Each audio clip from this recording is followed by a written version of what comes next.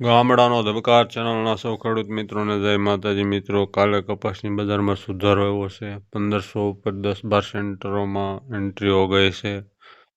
CCI પાસેથી વેપારીઓ અને મિલોએ ખરીદી વધારી લીધી છે છેલ્લા અઠવાડિયામાં. એ તો આપણે દરરોજને અહેવાલોમાં જોઈએ છીએ.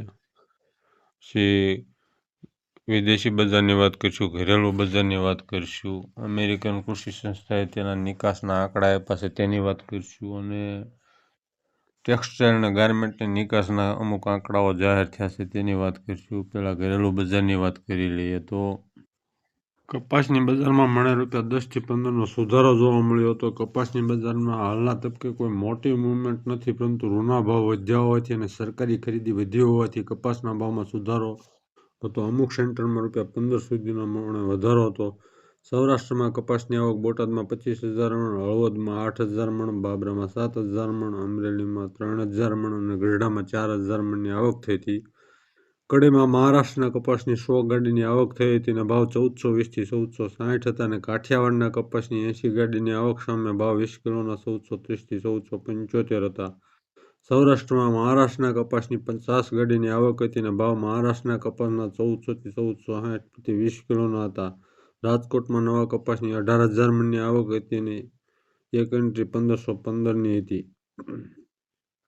રૂની બજારમાં સતત બીજા દિવસે ₹100નો સુધારો હતો અને એવરેજ ભાવ ખાંડીના 54,000ની સપાટીને પાર કરી ગયા હતા. આગામી દિવસોમાં રૂની બજારમાં વેચવાલી કેવી આવે છે તેના ઉપર આગળની બજારનો આધાર રહેલો છે.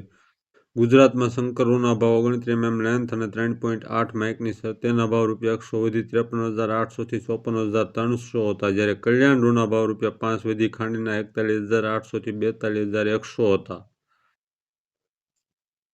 આખા ભારતમાં આવક જોઈએ તો ઉત્તર ભારતમાં 12,600 ગાંસડી, ગુજરાતમાં 29,000 ગાંસડી, મહારાષ્ટ્રમાં 63,300 ગાંસડી, મધ્યપ્રદેશમાં 16,000 ગાંસડી, કર્ણાટકમાં 13,300 ગાંસડી, તેલંગાણામાં 42,000 ગાંસડી, આંધ્રપ્રદેશમાં 8,500 ગાંસડી, ઓરિસ્સામાં 5,000 ગાંસડી અને તમિલનાડુમાં 600 ગાંસડીની આવક થઈ હતી.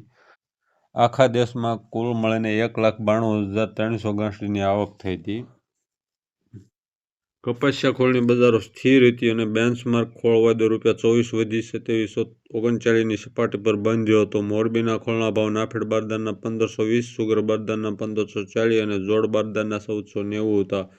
સૌરાષ્ટ્રમાં ખોળ બ્રાન્ડેડના 1,470 અને એવરેજ નાની મિલોના ₹1,400 થી 1,450 પ્રતિ 50 કિલોના હતા. કપાસિયાના ભાવ 20 કિલોના સૌરાષ્ટ્રમાં એવરેજ 640 થી 650 હતા. કડીમાં 665 થી 675 હતા.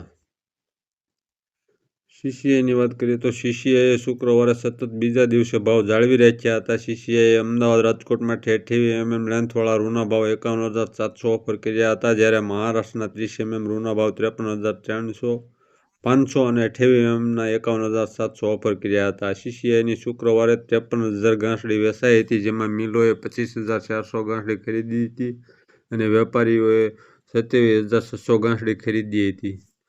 મિત્રો, સીસીઆઈની 4-5 હજાર ગાંસડી દરરોજ ખરીદાતી હતી આજથી અઠવાડિયા પહેલાં.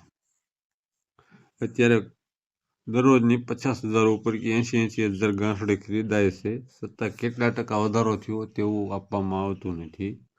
હવે અમેરિકન કૃષિ સંસ્થાએ જે તેના નિકાસ વેચાણના જે 20 થી 26 ડિસેમ્બર સુધીનું અઠવાડિયું હોય તેની વાત છે. અગાઉનું જે 19 ડિસેમ્બર સુધીનું અઠવાડિયું હતું એમાં 43% વેપાર વધ્યા હતા.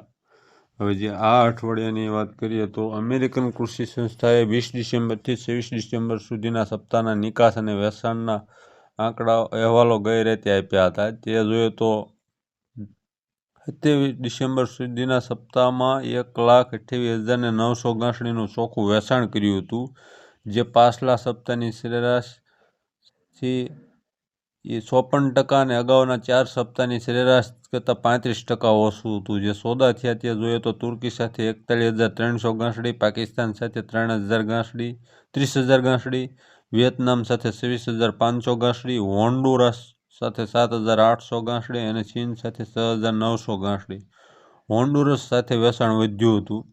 જે શિપમેન્ટ થયું તે જોઈએ તો 1,15,800 ગાંસડીનું થયું, જે અગાઉના સપ્તાહ અને અગાઉના 4 સપ્તાહની સરેરાશથી 18% ઓછું હતું. જે શિપમેન્ટ થયું તે જોઈએ તો વિયેતનામ માટે 33,800 ગાંસડી, પાકિસ્તાન માટે 25,300 ગાંસડી, ચીન માટે 24,900 ગાંસડી, તુર્કી માટે 5,500 ગાંસડી અને પેરુ માટે 4,300 ગાંસડીનું થયું. જે પીમા કોટન આવે લંબતારી તે ભારતે 700 ગાંસડીના સોદા કર્યા તે આ અઠવાડિયામાં અને ભારત માટે શિપમેન્ટ 2100 ગાંસડીનું થયું. બીજા દેશમાં આપણે બહુ કામનું ન હોય એટલે નથી લેતા મિત્રો. હવે મિત્રો ટેક્સટાઇલમાં આપણે ગાર્મેન્ટમાં નંબર 1 છે. ટેક્સટાઇલમાં અને ગાર્મેન્ટ બે જોઈએ તો નંબર 2 છે ચીન પછી. પણ જે સરકાર જ્યારે સંસદમાં કોઈ જવાબ આપે અને આ લોકોએ જ્યારે સરકારમાં આંકડા આપ્યા હોય તે જ આંકડા તે મુજબ હોય છે, ત્યારે સાચા અહેવાલો આવે. પણ આ લોકો જ્યારે બહાર પાડે ત્યારે કેવા આવે તેની વાત કરીએ. તો ટેક્સટાઇલ અને ગાર્મેન્ટ નિકાસમાં ભારતનો ક્રમ ચોથો 2023માં રહ્યો હતો. બાંગ્લાદેશ અને વિયેતનામ ભારતીય ગાર્મેન્ટ ટેક્સટાઇલની નિકાસથી વધુ નિકાસ કરી રહ્યા છે. વિશ્વમાં ભારતના રૂના ઉત્પાદનમાં ચીન પછી બીજો ક્રમ ધરાવે છે, છતાં પણ ટેક્સટાઇલ અને ગાર્મેન્ટની નિકાસમાં ભારતનો ક્રમ છઠ્ઠો છે. વિશ્વમાં ટેક્સટાઇલ અને ગાર્મેન્ટની નિકાસમાં ચીન સૌથી ટોચ પર છે. ચીને 2023માં $303 અબજની ટેક્સટાઇલ ગાર્મેન્ટની નિકાસ કરી, જ્યારે બીજા ક્રમે બાંગ્લાદેશે 2023માં $57 અબજની નિકાસ કરે છે. ત્રીજા ક્રમે વિયેતનામ 2023માં $48.8 અબજની નિકાસ કરી હતી, જ્યારે ચોથા ક્રમે ભારતે 2023માં 41.1% ટેક્સટાઇલ અને ગાર્મેન્ટની નિકાસ કરી હતી. બાંગ્લાદેશ અને વિયેતનામ બંને દેશો સાવ નગણ્ય ઉત્પાદન કરતા હોવા છતાં ટેક્સટાઇલ અને ગાર્મેન્ટની નિકાસમાં ભારત કરતાં આગળ છે. આપણે અગાઉ જોયેલું છે ને મિત્રો, છતાં આપણે સલાહો કેમ કરવું તેઓને આપવા છે આંકડા, તેઓને જાહેર કરવું છે, એટલે એવું તો બધું થવાનું. ન્યુયોર્ક કોટન વાયદો જે આ આંકડા ઓછા આવ્યા એના હિસાબે તૂટ્યો હતો, જે 1.25% જેવો તૂટી અને 67.73 પર બંધ હતો. જે અગાઉના સપ્તાહમાં મોટા સોદા થયા હતા 43% વધ્યું હતું, તેનાથી ઓછા થયા એટલે બધા બાના વાયદા તૂટે ના અંતે. ચીનનું રૂ અને કોટનિયાના વાયદા શુક્રવારે ઘટ્યા હતા. ચીનમાં લુના ન્યૂ ખરીદી હજુ ધીમી હોય. રૂ અને કોટનિયાના વાયદામાં વેચવાલી વધી હતી. ચીનનો રૂ બેન્ચમાર્ક જાન્યુઆરી વાયદો $10 ઘટી $13,465 અને માર્ચ વાયદો $15 ઘટી $13,425 પર બંધ હતો, જ્યારે કોટન બેન્ચમાર્ક માર્ચ વાયદો $65 ઘટી $19,350 અને મે વાયદો $55 ઘટી $19,300 પર બંધ હતો.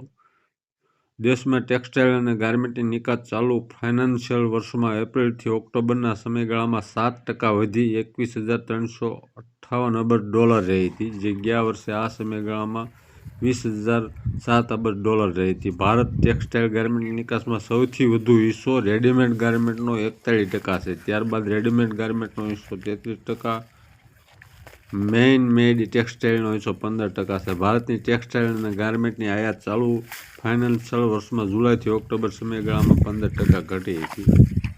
જોઈને મિત્રો, આંકડાઓની માયાજાળમાં સાચું બતાવવું નહીં.